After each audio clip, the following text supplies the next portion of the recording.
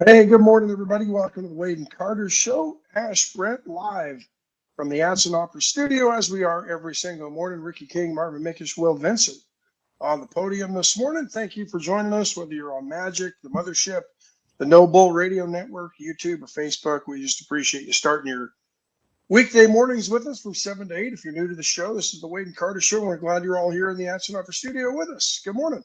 Scott Snow, Patrick Strauss, Scott Tomko, and Bobby Leister check in so far. Longest distance covered. P. Strauss coming in from Kentucky. There's David Glass still waiting on a woman. Where's the first one? Probably be Rena Shear when she gets checked in, but I haven't seen her yet. Not yet.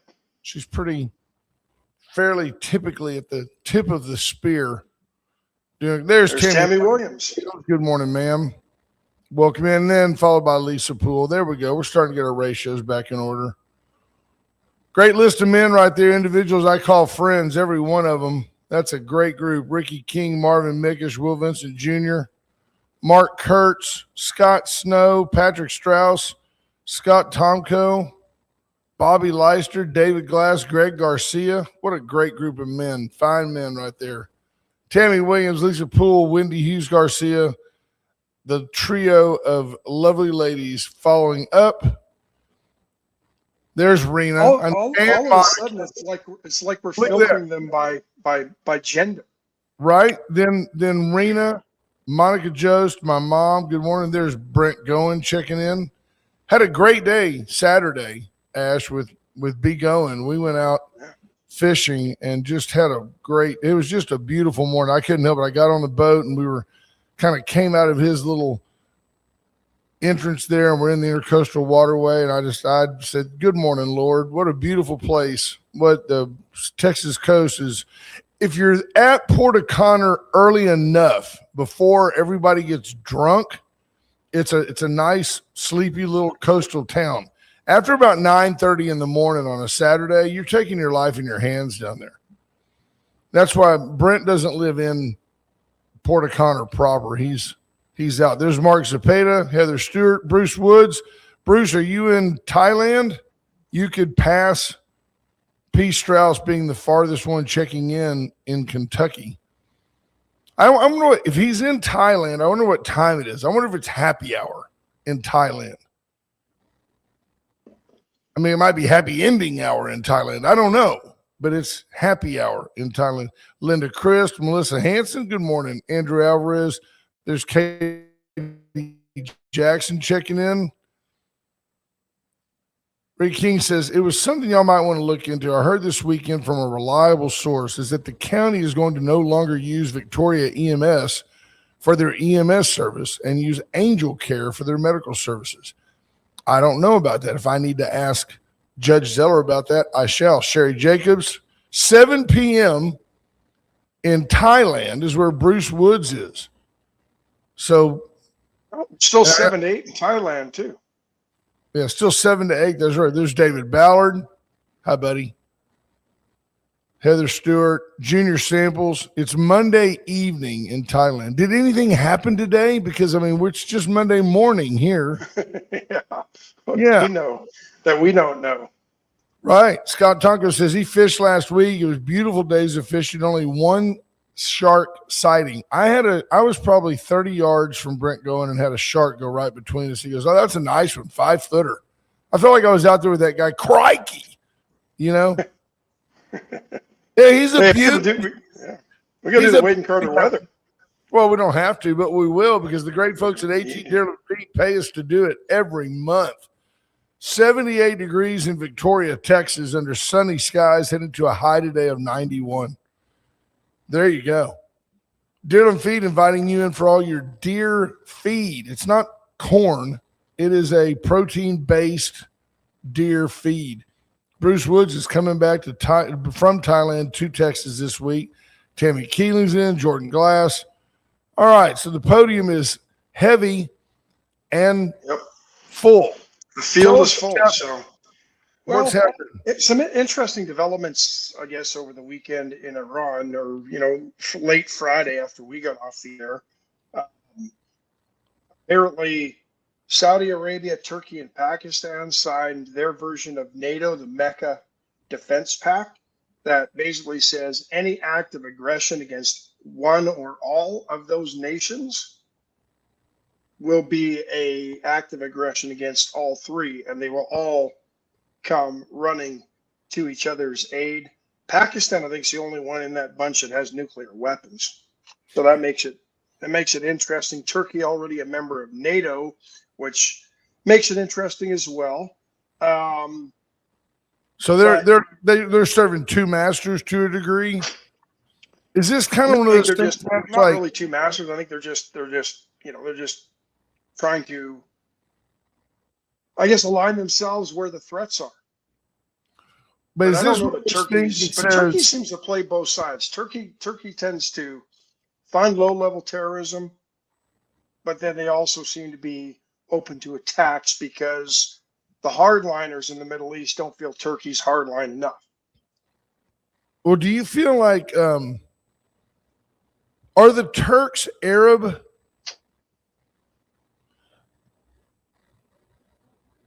I think there's Muslims, I think there's Christians, and I think there's Orthodox. They're kind of, I guess Christian is Orthodox, but and Erdogan is Muslim.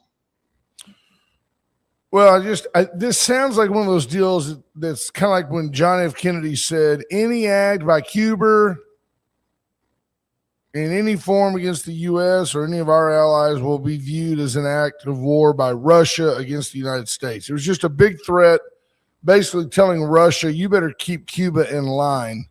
I think Iran or the Houthis anyway went and attacked some Saudi interests, and nothing happened to them. So it could just be a bunch of bluster and bluffing by those three countries, because there were some attacks over the weekend to some of the interests and nothing happened.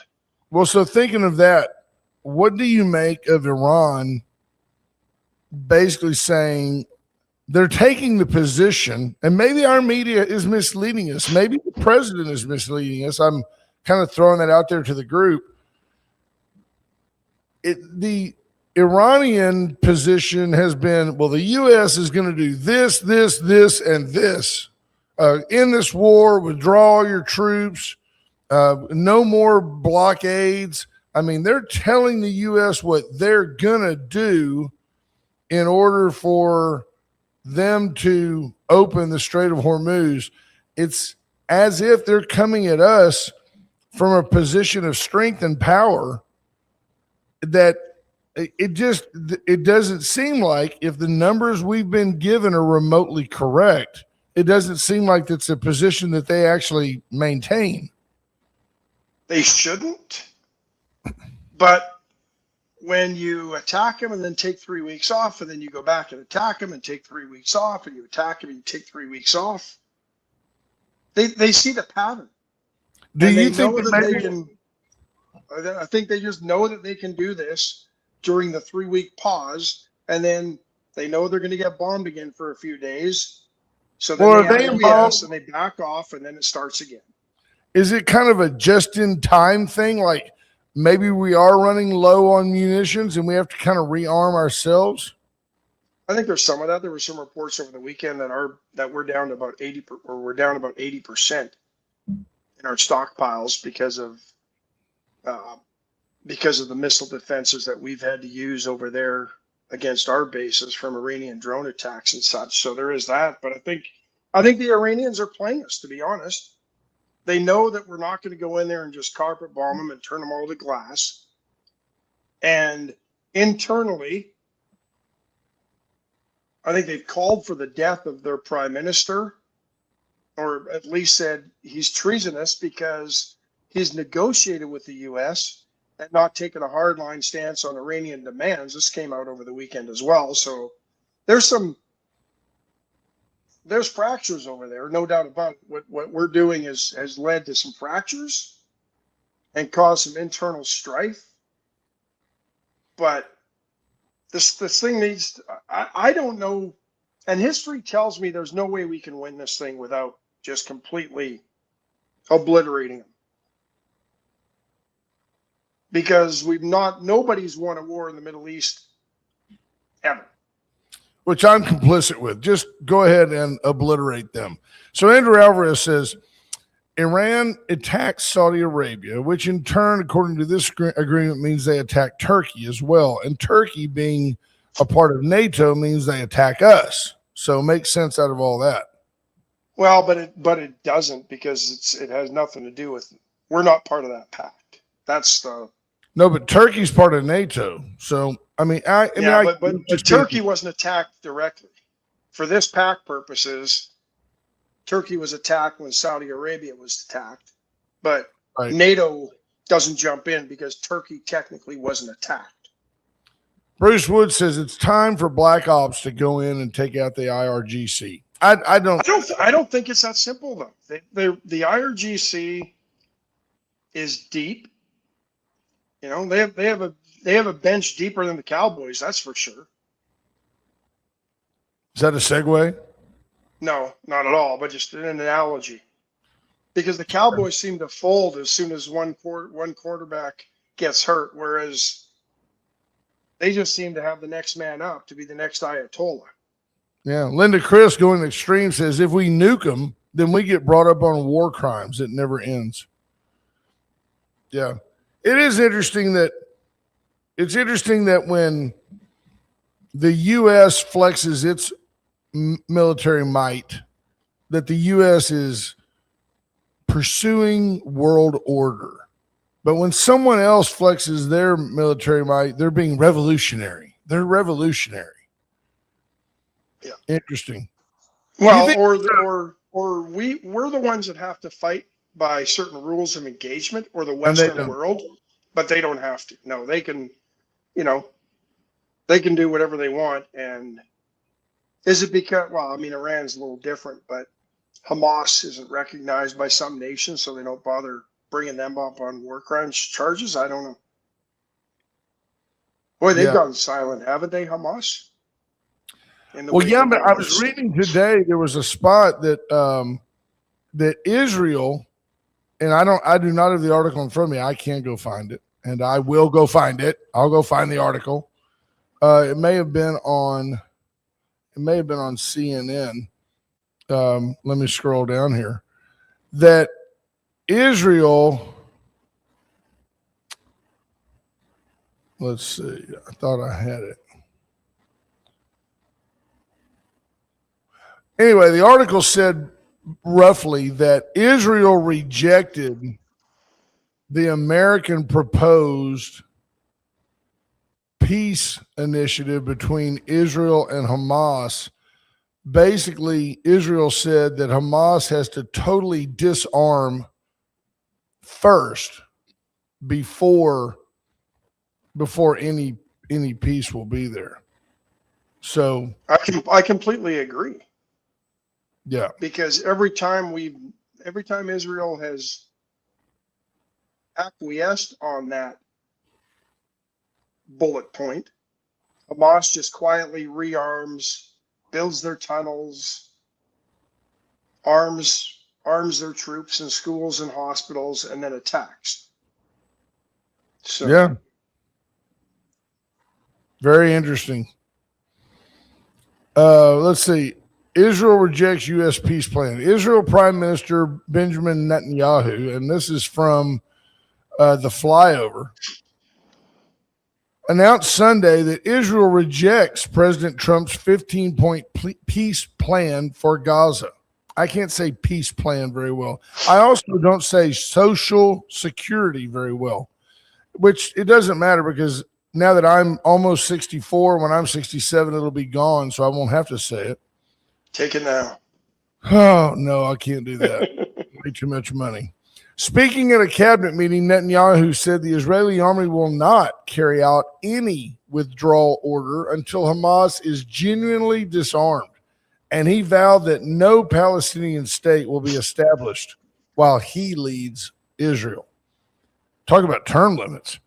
Hamas says it remains committed to the roadmap both sides previously agreed to, and expects the United States to pressure Israel to follow. In the meantime, Netanyahu said Israeli forces will continue their operations against what he calls threats to Israel's security and its civilians. So I think what it always makes interesting to me is that people claim that Trump is in bed with Israel, with the Jews, and yet here they are clearly at odds over an issue. They claim that he was a best buddy, a best friend, confidant of Vlad Putin, and yet we're clearly supporting Ukraine in their war against Russia, and we're not, and we've got all kinds of sanctions against Russia.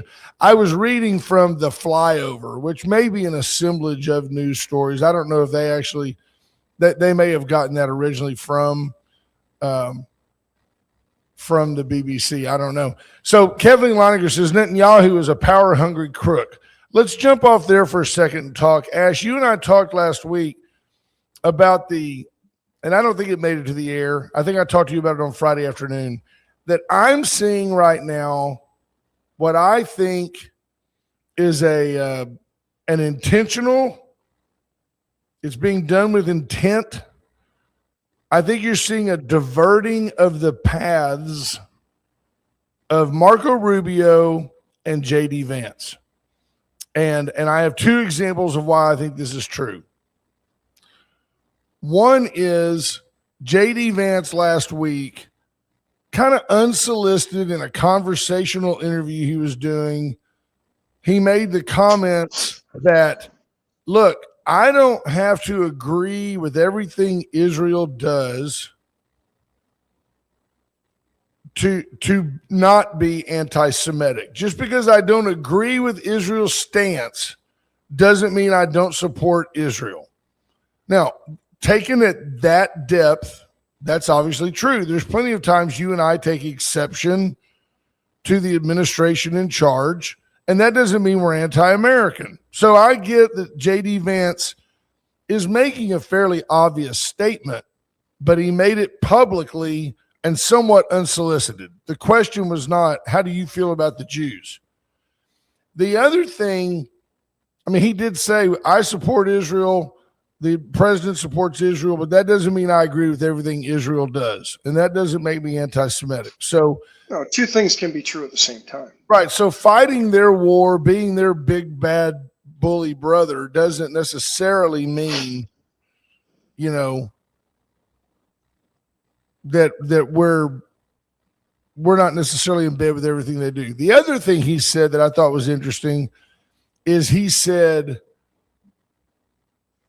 God help us if we in 3 years end up with an Al Sayed as president, because Al Sayed was born here. He does have the lineage to be president.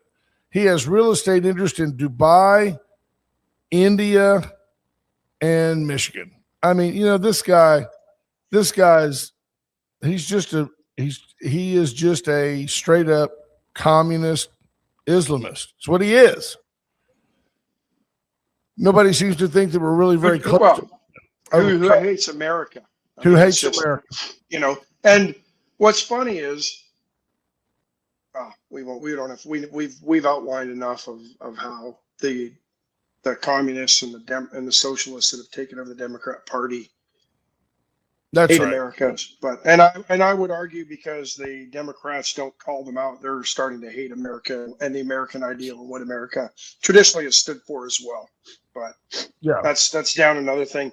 I find it interesting though that Rubio, I mean, you think there's a little bit of a divide, or not a divide, but they're trying to separate themselves. But I think the party is trying to separate. Rubio hasn't talked, and I agree. I think it's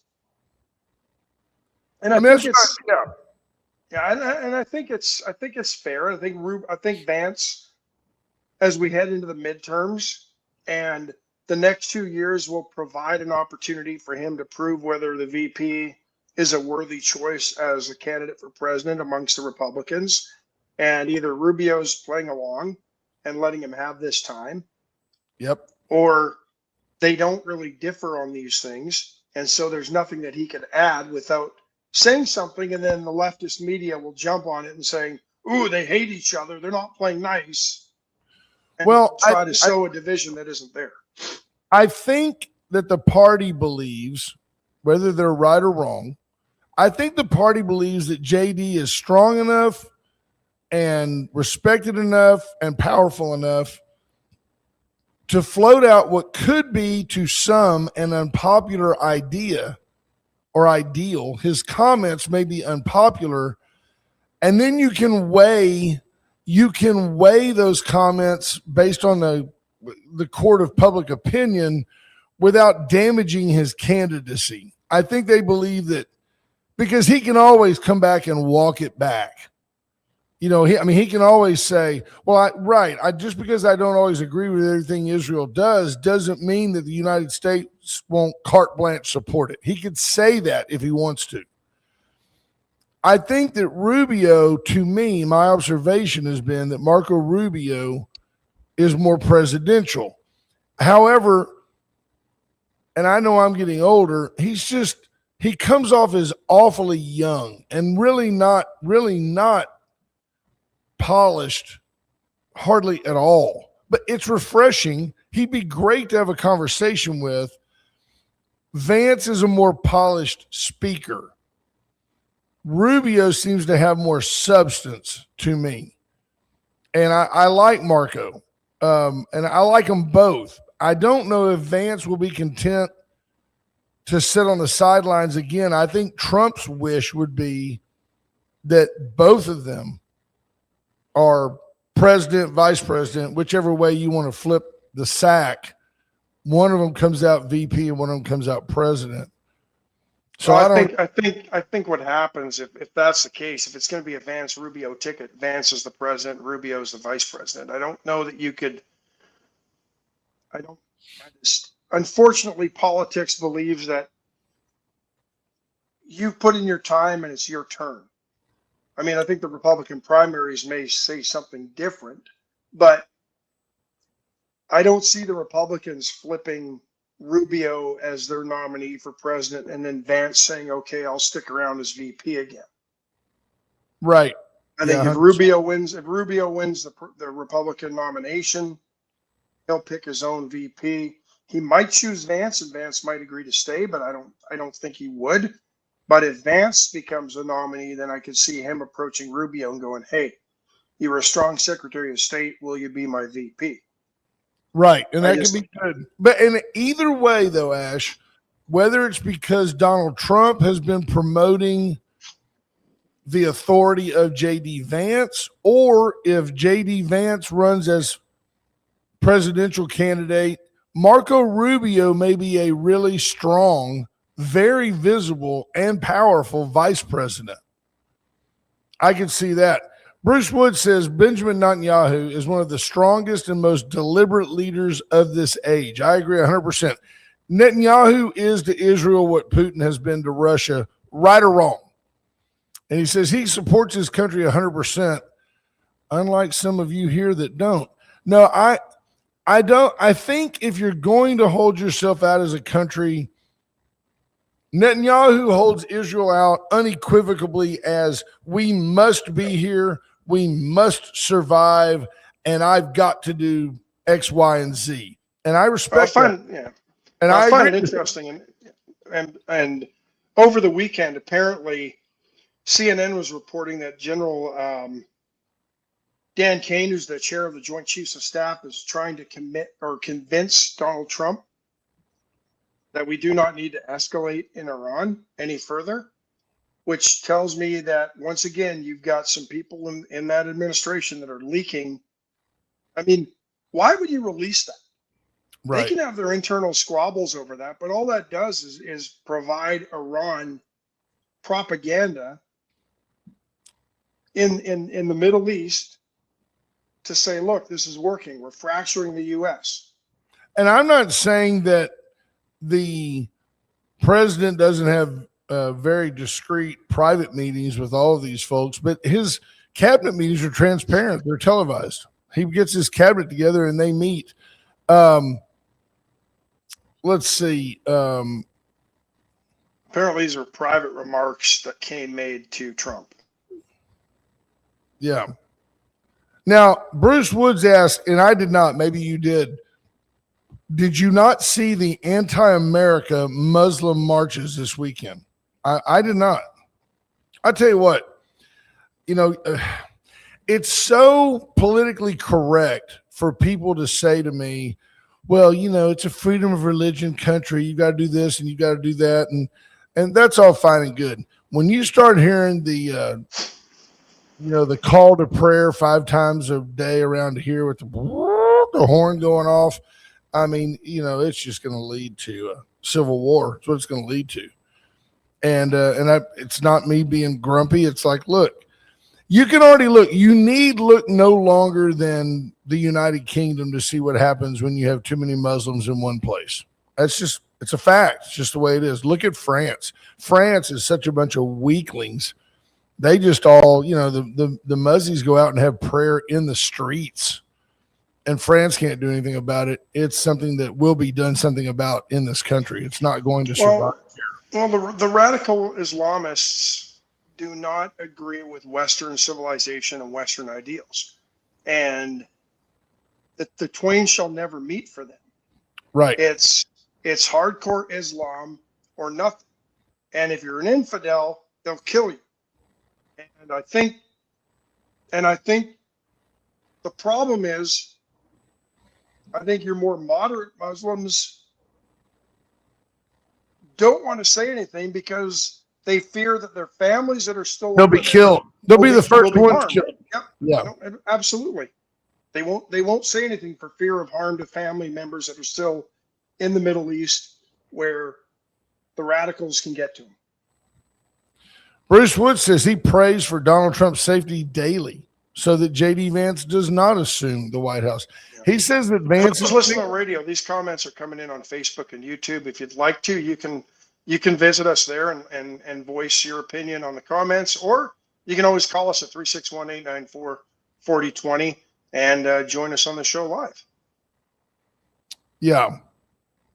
It is interesting that the very things that make us unique on the global stage politically, I mean, freedom of speech, trial by jury, those two things right there take out most of the international competition, if you will. Those are the things. Presumption of innocence before to be determined guilty, unless you're Donald Trump. Yeah, I think in France you're guilty and you have to prove you're innocent, right? That's right. Things are being used against us. Does Vance or Rubio versus communism should be a slam dunk? Yeah, I think you can get either one elected, but yeah. Monty Hart says it would be awkward to expect Vance to be VP again in 28 unless he shows poorly in early campaigning. I'm just saying that love him or hate him, if we have an open debate stage and you've got Rand Paul, J.D. Vance, Marco Rubio, and somebody else, some Greg Abbott, you've got a Republican governor on there, a governor that thinks he can, ascend. I think that if Vance will obviously be polished and he will speak well, and if what he says or his style or his beard or the fact that he looks like Garth Brooks, if that doesn't resonate with the American voter, he's still got value that makes me say, well, hey, we need you in a top spot. I don't want to make him Secretary of State, so I would leave him as VP. I don't know if that'll work. Yeah. I don't see why it wouldn't, but I think when you're VP, except for maybe Mike Pence, you have eyes for the big chair. Right. I agree. Yep, I agree. Well, I'm reading here. I think most folks are fairly much in agreement with what we're saying here. I'm just trying to, and I'll read anybody's comments. I mean, I'll do anything. Yeah, that's Bruce Woods. Again, he travels the world, folks, and he sees different religions, different cultures. So I mean, I give him a certain amount of latitude. Says this is not freedom of religion. This is the radical death to America attitude that must be stopped. Stopped. I've personally seen its effects on other countries. No doubt about it. I agree with you. Absolutely. Katie John Jackson says Rubio for president and Vance Secretary of State. John Anderson says, do you guys think we're moving towards a one world religion? Yeah, I do. And I think that religion is Islam. I mean, being a Muslim, I do think that is their goal. And it's not through evangelism. It's not through trying to get you to find a connection to God. It's oppressive. It's telling you, you will fall in line or you will die. Let's see. Ricky King says, that is where y'all make mistakes. There is no modern Muslim. They are all led by the Quran, which says infidels shall be killed. They're not just hardcore and coming out right now. I agree 100%. And what I think happened, because they're in it for the long game, Ash, and what I think happened is the Muslims years ago said, let's get some nice, peaceful Muslims over there. Let them assimilate. They'll learn the language. They'll just move into suburbia, and they've prospered. And then all of a sudden you've got people, they will either come in and kill those people. You're too Western to handle what we need to accomplish, or they will come in and those people will rise up and basically be, a little more hardcore. They will be compliant and complicit with what will be done, which will be the slaughtering of Christians. I disagree in one sense, because you could take the same stance with the Bible. Go ahead. There's enough in there to say if you don't believe in God, we'll kill you. Yeah, but the Christianity has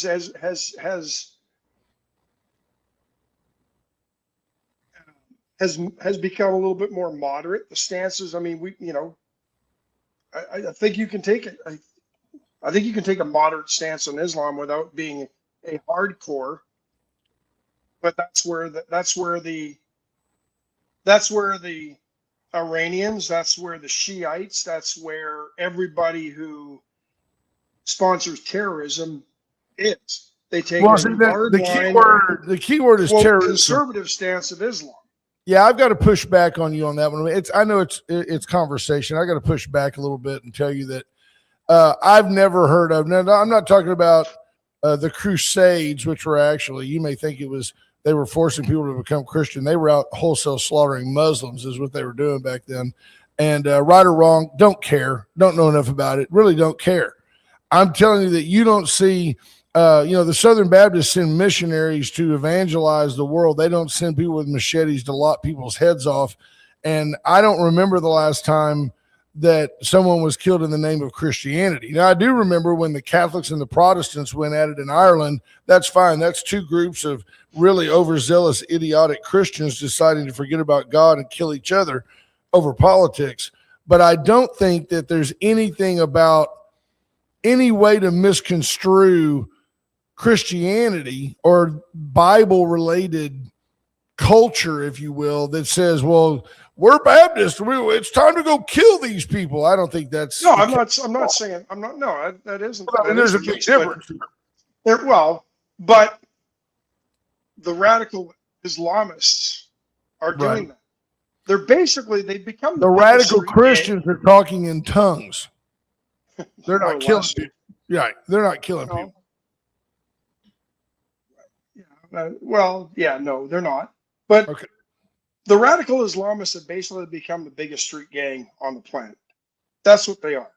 They sell drugs. They kill people. It's about territory and turf and control. They're using religion to control uneducated, unemployed men, basically, who do their fighting for them and all their bidding and fight for it.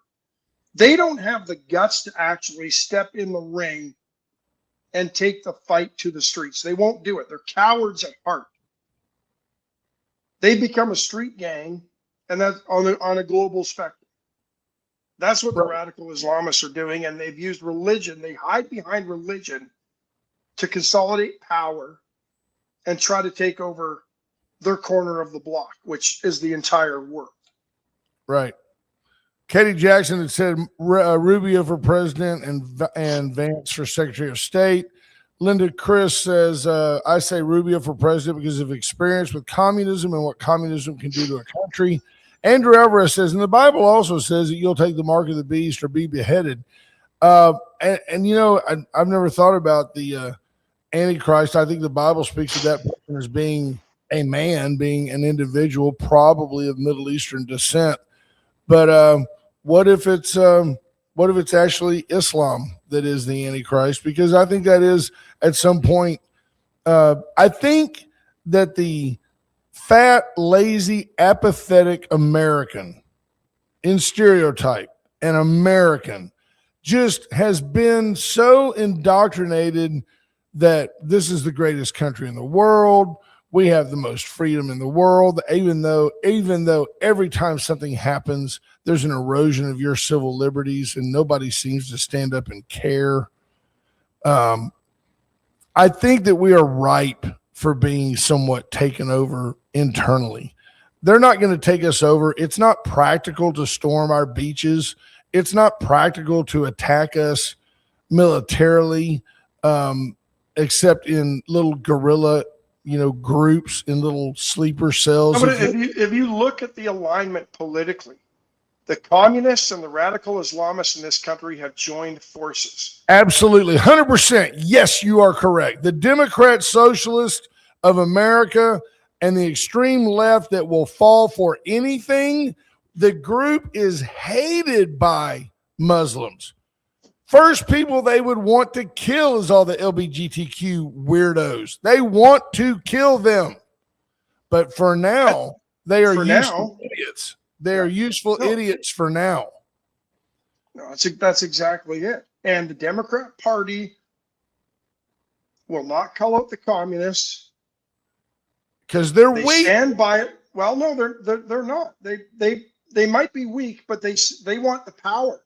They think they've been brainwashed and whitewashed into thinking that if we can get these people elected, then us, the Democrats, will have the power again. They won't give you the power. They will do whatever they have to force you out. All you have to do is look and see what's happening to Chuck Schumer. His endorsements did not win a single election last week. Yep. They don't care about the Democrat Party. They're using it to gain power, and the Democrat Party is too stupid to realize it. Bruce Wood says they've learned they cannot kill us by the sword. They will infiltrate and take over. It's already happening. Infiltrate and populate. There's roughly 8,000 people born in the United States every day. 90% of them are not white. And the communists that are taking over, we can blame the indoctrination of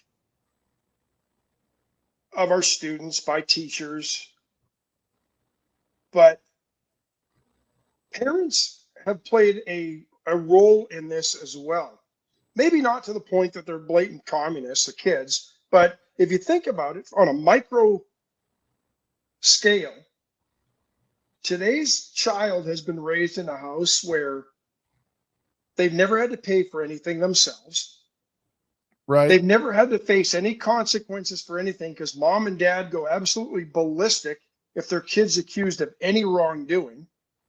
They can't fail a class anymore, or couldn't.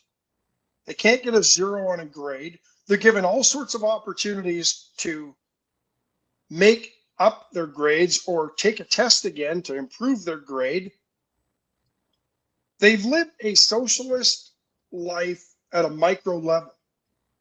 When you and I were growing up, my grandma gave us a car, thankfully. We were lucky. Me and 2 brothers had to share it. But you know what didn't happen? My parents didn't pay for the insurance. My parents didn't pay for the gas. My parents didn't pay for the tires and maintenance. We had to go get a job to do all that. Yep. If I wanted a polo shirt in high school and my mom wouldn't buy one, I had to get a job and go pay for it. Today's kids have been given, this generation has been given everything, and now they expect that out of their government. They've lived a micro socialist economy at home because they've never had to work for anything they've gotten. Parents have provided it for them all along, and they believe that should just extend to society in general. They want the government. Indoctrination might have happened in schools, but it was reinforced at home because parents felt that they just had to do everything for little Johnny and Susie, and little Johnny and Susie weren't responsible for any of that on their own. Now there's exceptions to it. Your kids work hard. I know kids that do work hard, but as a whole, that's where we are as a society. No, I agree. Yeah, well, Bruce Woods, again, travels the world, sees people that work from the time they're 5, 6 years old, says today's children in the U.S. are being raised weak as hell and are vulnerable. Let's take a quick break, and I'll give you a breather here for a second, Ash, and get you some coffee. I'll be right back. So a little bit off topic, but David Brogger comes in, and thank you, David, for this reminder. School starts at a lot of places tomorrow, so let's drive safe. There's a brand new school zone for the Vine School on Mesquite Street. You can rest assured, he didn't put this, but you can rest assured that near the Vine School on Mesquite Street, there will be officers to help you ingrain in your brain that there's a school zone there. Officers will be pulling you over early and often when school starts, and they will be issuing you tickets, not warnings. Slow down in the school zones.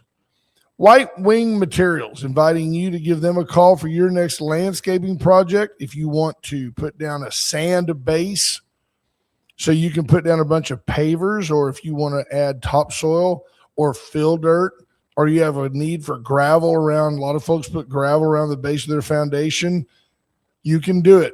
Call White Wing Materials at 920-SAND. USA Concrete Coatings, had a conversation the other day with one of our great listeners saying, man, I need somebody just to seal this slab. I just need an epoxy sealant to go down on my slab. USA Concrete Coatings, 578-HOME. They can do that for you. They can also come out to your existing home and help you level that slab or shim up that pier and beam house, the USA Foundation Repair. Both numbers, 578-HOME. Vera Cruz Restaurant inviting you in on a wonderful Monday. Brand new, fresh salsa, queso, the creamiest guacamole, homemade chips, the best Tex-Mex offering.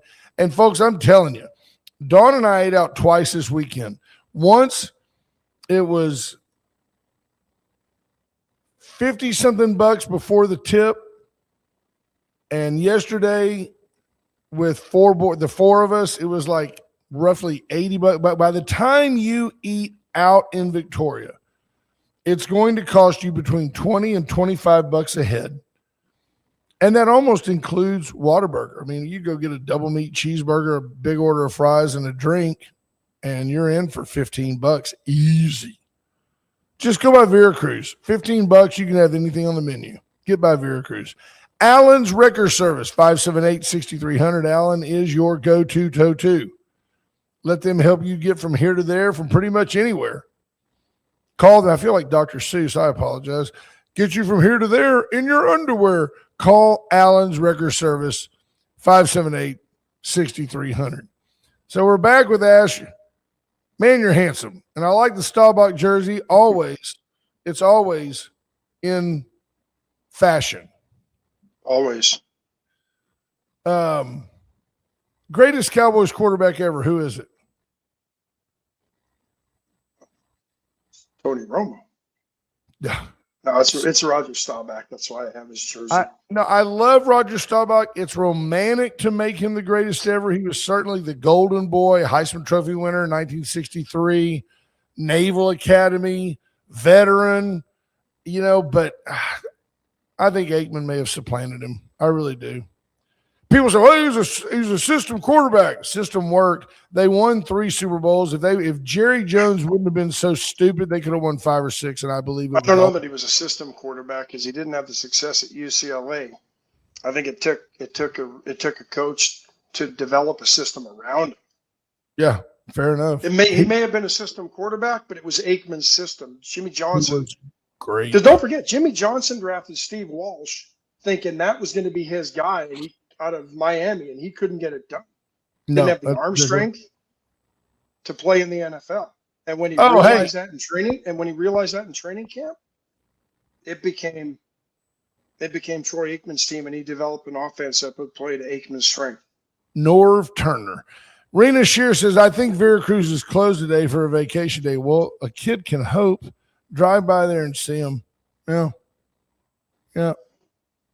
You know, Bruce Wood says, I'll shut up. My views cost me more and more business every day. Still don't apologize for being a realist. You know, Bruce is a fine insurance agent. In fact, he's my insurance agent on certain things. And I work at GSM Insurers. And Bruce, I'm going to take a separate side. I'm going to take a separate side to that. I 100% believe that if all I ever wrote was people that believed the way I believe, I would have the lowest claims. The people that I gravitate towards are the greatest Americans on the planet. And I'm tired of writing. I do not seek to insure elitist, entitled idiots who just, well, you know, it hailed once here back in the spring and I need a whole new route. That's the kind of people they are, entitled idiots. And I would rather have somebody that says, you know, it's just a flesh wound as I'm trying to apply a tourniquet. That's just the way I like to be. Monty Howard says, go ahead. Well, Bruce brings up a good point. It's another thing the left does. When they don't like you, they try to cancel you. Yeah. And the whole cancel culture started because and it's sad we've gotten to a point where you can't voice an opinion without fear of somebody coming after you to destroy your life. And it's straight out of the communist playbook. If you look at all of this stuff, it's what happens when dictators and communists take over. They silence opposition. They control everything. And the only thing that the communists in the U.S. don't realize yet, because it hasn't happened yet, once they take over every aspect of your life, and all of a sudden folks start to realize that it's not the Shangri-La that they promised, then they start killing you. Yeah. Andrew Alvarez throws in Danny White into the mix. And I said, well, if you're going to do that, why not Quincy Carter? Danny White was way better than Quincy Carter ever was. Absolutely. Danny White, Arizona State. Danny White had the unfortunate role of filling the shoes of Roger Staubach. Yeah. I think Danny White could have been it. And don't forget, he didn't lose that game in San Francisco in '81. No, that was the year of the catch. Dwight Clark took it, but that was prevent defense that prevents the win. They gave the 49ers the field. Absolutely. They were soft. But anyway, I think Danny White, if you would have had free agency back then, I think Danny White would have gone on and had a really good career somewhere else. He was stuck behind Roger Staubach because he wasn't able to move because the NFL, like a lot of pro sports at that time, just didn't allow free agency. But I think he would have been a very good quarterback somewhere else and had a very good career because he was a very good quarterback. And he was a pretty good punter too. You know that you and I we've never endorsed anybody on our radio program, not formally. I think people are Clint Longley's solid. I think people understand, what's the guy's name, Ash? What's the guy's name that played quarterback for a while? And his family owned one of his names. His last name may begin with a C. His family owned casinos, and that's what he does now. He's got a casino in Reno. He was not a bad quarterback for a while, but not Babe Laufenberg. He's back there in that era, like right after Roger Staubach. He was one of those guys they brought in. I'm just drawing a blank on his name. The family owns casinos. Not Hogaboom. C.A. something. Doug Hogaboom, yeah. C.A. I can see his name, but I don't know what it is. Gary Hogaboom. Gary is his brother. Yeah. Hey, there's Brandon Lloyd checking in. Good morning, sir. Says, Good, feels good listening to y'all again. We love it when you check in. I can go back though, Ash. I mean, you and I've bemoaned it to you. I haven't talked about it a lot publicly, and won't mention any names. But you knew that at one point I had a fairly substantial. I mean, not that big, but a fairly substantial client that was running for public office, and I was very vocal here that, hey, look, I'm tired of seeing your mail outs. I think it's bad form. And of course that individual lost, as I knew that they would, because they were boring us all with their mail outs and they wouldn't listen when we told them to stop doing it. And the next thing you know, I didn't get beat on their insurance renewal. He simply just moved it to another agency because he was mad at me for telling the truth on the radio, and still never endorsed his opponent. And people get their feelings. And by the way, see, good riddance. Did it hurt me? Yeah, it hurt. Did I pay a price? More than most for supporting my political beliefs. But at the same time, nah, I don't need you. Go away. And, and deal with the fallout, because the work product was all mine. The creativity was all mine. And at the end of the day, somebody else just absorbed it. Bruce Wood says it happens 100%. And don't you, it's good. It'd be interesting to see if people drive around, and I'm sure it happens, but do they cancel everybody who they do business with or who does business with them? Yeah. Because of the lawn signs that they have every year? Yeah, I mean, exactly. John Anderson says, what type of insurance has the most claims? It's auto insurance. Well, health insurance, right? Because we're ultimately life insurance. Ultimately, we're all going to die. But auto insurance is the deal, because everybody looks now at auto insurance as like it's like a lottery ticket. Somebody bumps you in a parking lot. Oh, my neck. Oh, I've had incontinence issues. Yeah, BS. Used to be, we'll fix your car. Let's move on. I guess that can be measured two ways. Claims is in monetary amount, or just number of claims. Right. Probably auto for both. Yeah, auto's expensive. Well, I'm concerned about what's going on in Michigan. You do notice I'm waiting for, now I don't know anything about the religion of Vivek Ramaswamy.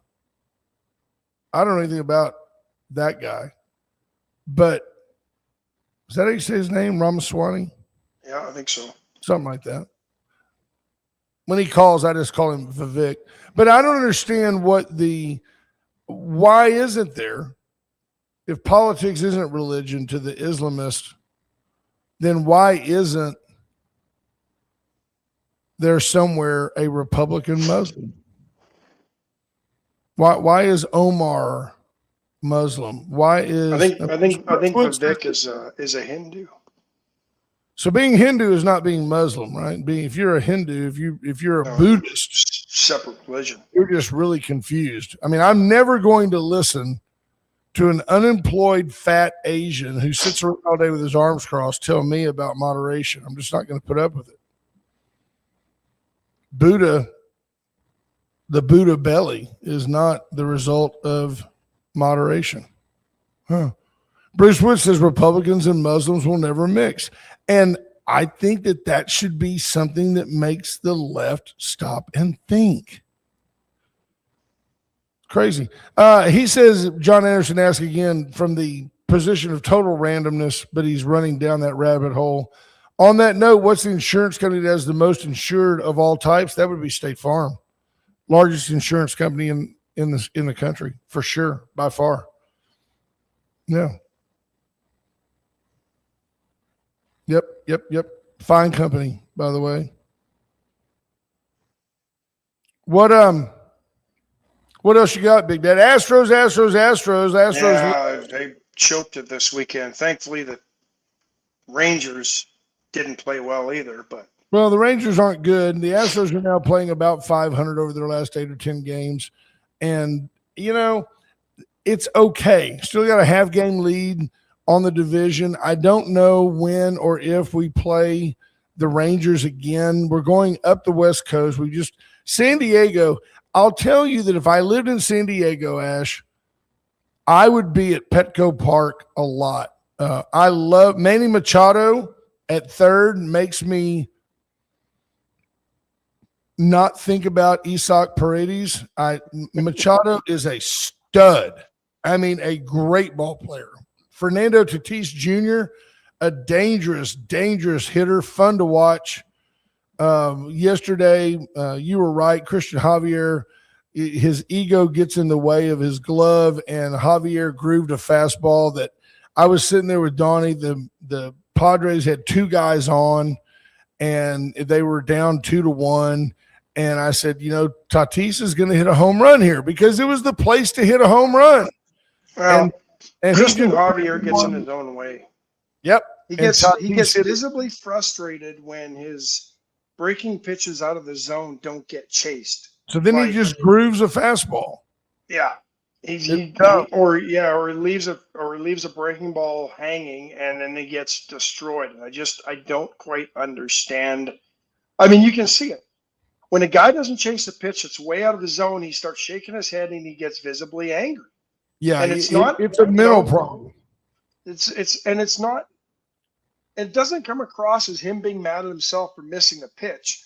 He's like mad that the guy didn't swing at a terrible pitch from a hitter's perspective. And then he gets stupid. He had a 2-0 lead, and instead of pitching, he started, and then he challenges a hitter he had no business challenging, and next thing you know, it's 2-1. And then Tatis comes up in a situation with guys on and blows the game open. He hits it 421 feet to left. On a bright spot, Varsho, our new center fielder, hit a home run, 395 out of the right field side. We brought him in to bat left-handed, and he does it pretty well. And then another guy, Austin Hayes, who was a White Sox product, came up, and in his opening at-bat for the Padres, he was put in, I think, to pinch hit and just hit a bomb. Astros lose, I don't know, pick a number, 7-3, something like that. John Anderson, how many times have the Astros been in the World Series? I think that number would be 3, 4. They played the White Sox and got swept. They won it in 17 and 9. When did they win it? 17, 19, 17 and 19 and lost. 1. Lost to the Nationals. Who else did they lose to? They 5 times, maybe. Lost to the Dodgers, didn't they?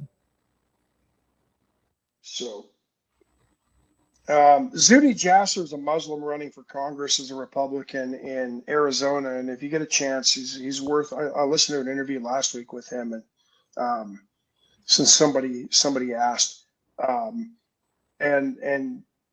if you get a chance, I think he's a good one. He's a doctor. I think he's a cardiologist, but some good viewpoints on Muslims in America and what he refers to as the politicization of Islam by the radical Islamists. So the Kraft checking in, lost to Atlanta and Washington. Thank you. Okay, so in 05, we've lost 3. 2005, they were swept by the White Sox in the National League. In 2017, they defeated the Dodgers in 7 games. In 19, they lost to the Nationals in 7 games. In 21, they lost to the Atlanta Braves in 6 games. And in 22, they defeated the Philadelphia Phillies in 6 games. So there you go. Kyle Kraft checking in. See, he's that young guy that he knows when they lost. I try to remember when they won. Yeah. 17 and 22. Folks, we've reached the top of the hour. I hate to leave you because we were on a roll today, Ash. But we were. With a quick follow-up, don't forget Went Services for all your electrical needs. Get by Paravita Wellness. Get off the couch. Drop that 15 pounds you don't want to have and get healthy. Paravita Wellness can help you. They're right there on Airline near Laurent. Palace Bingo, where friends meet friends. Get in and play games. Wednesday, I believe. Is it this Wednesday? That's right. Yeah. Thursday is the National Wild Turkey Federation party at the community center. Tickets still pretty available. Much sold out. There's a few at the door, but tables are no longer available. That's right. And then Chesnick Furniture, Chesnick and Love, make your house a home. Just know that you always do better at Chestnut. Bobby Leon and his family serving you and yours for over 100 years. And special thanks again, not only to the First State Bank of Louise for the Astros update and for being the friendliest bank anywhere. Thank you again, Atzenhofer, for your continued support of the Wade and Carter program. And Ash, I'll talk to you mañana. Bye, folks. Bro.